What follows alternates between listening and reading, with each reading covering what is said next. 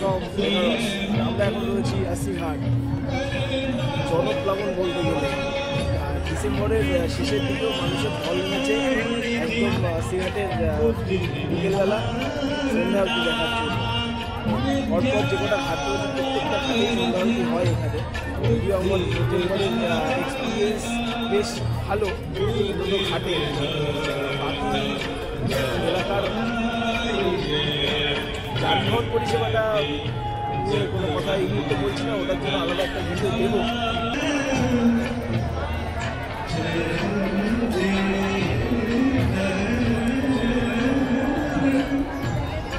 এদিন সন্ধেবেলায় আশিঘাটে এরকম জনপ্লাবন দেখে সত্যিই আমি অবাক হয়ে গেছিলাম। মোটামুটি ওই 6:45 থেকে শুরু হয় গঙ্গা আরতির প্রস্তুতি এবং 1 ঘন্টা মোটামুটি চলে এই গঙ্গা আরতি।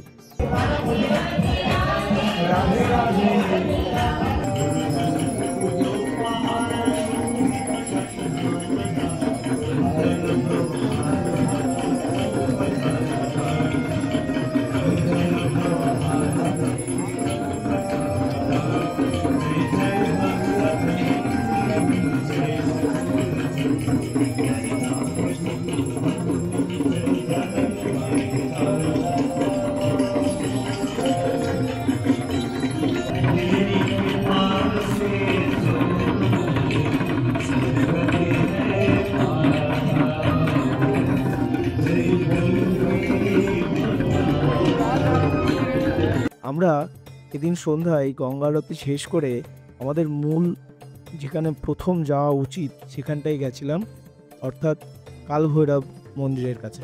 পুরাণ মতে কাশী বিশ্বনাথ মন্দিরের আগে কালভৈরবের দর্শন করাটা উচিত। এই কারণেই আমরা প্রথম দিন সন্ধ্যেবেলাতেই চলে গেছিলাম কালভৈরব বাবার দর্শন করতে। আশিঘাট থেকে মোটামুটি 6 কিলোমিটারের দূরত্বে হলেও রাস্তাটা এতটাই মনে হচ্ছিল সেদিন সন্ধ্যেবেলায় কিছু দূর পায়ে হেঁটে গেলেও তারপর আমরা একটি রিক্সা করেছিলাম যাতে করে আমাদের যেতে সুবিধা হয়। কিন্তু এখানেও সমস্যাটা কি, এতটা জ্যাম রাস্তায়, এতটাই জনপ্লাবন, স্বাভাবিকভাবেই ভ্যান, রিক্সা, টোটো কোনোভাবেই চলাচল করতে পারছে না সঠিকভাবে।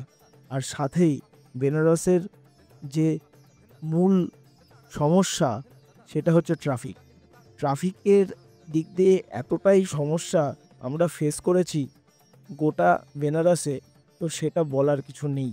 তোমরা যারা বেনারসে গেছো তারা অনেকেই জানো বেনারসের বর্তমান ট্রাফিকের সমস্যাগুলো।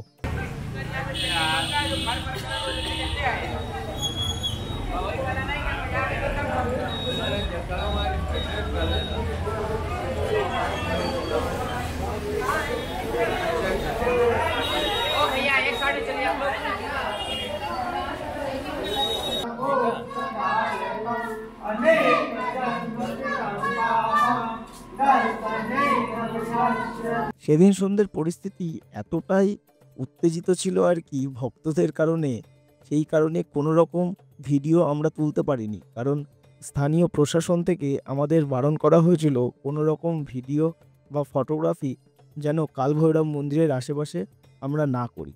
ফলস্বরূপ আমরা সেখান থেকে খুব সুষ্ঠুভাবে পুজো দিয়ে আমরা বাইরে বেরিয়ে আসি এবং হাঁটতে হাঁটতেই কিছু দূর এগোনোর পরে যেহেতু সময় ছিল হাতে অনেকটা, আর কাশী বিশ্বনাথ মন্দির বন্ধ হয় রাত 11টায়, সেই কারণেই কিছুটা আশা নিয়েই আমরা এগোতে শুরু করলাম কাশী বিশ্বনাথ মন্দিরের দিকে।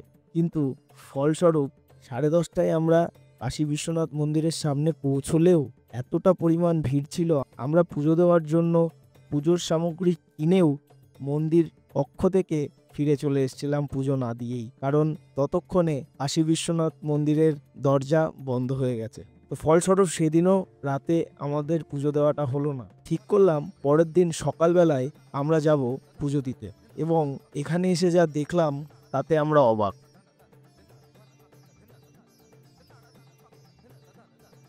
তো এই ছিল আজকের ভিডিও। আর আমি এখন যেখানে রয়েছি এটা হচ্ছে আমাদের হোমস্টে, পেছনেই হচ্ছে আমাদের রুম, এবং পুরো জায়গাটাই প্রচুর রুম আছে এখানে।